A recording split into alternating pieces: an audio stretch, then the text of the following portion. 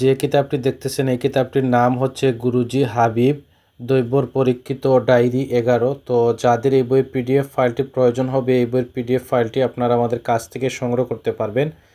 আমরা ইমো এবং হোয়াটসঅ্যাপের মাধ্যমে এই বইয়ের পিডিএফ ফাইলটি পাঠিয়ে থাকি। দর্শক, এই বইয়ের পৃষ্ঠা হচ্ছে 81 পৃষ্ঠা, টোটাল প্রায় ডাবল পেজ 162 পৃষ্ঠার মতো হবে।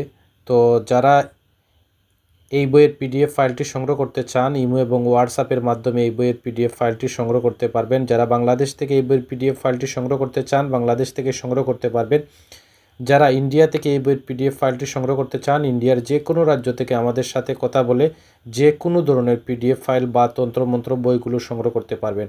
যাদের যে ধরনের পিডিএফ ফাইল বা বই প্রয়োজন হয় অবশ্যই যোগাযোগ করুন স্ক্রিনে দেখানো নাম্বারে।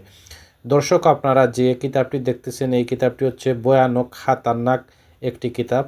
তো যারা পিডিএফ আকারে সংগ্রহ করতে চান অবশ্যই যোগাযোগ করুন স্ক্রিনে দেখানো নাম্বারে।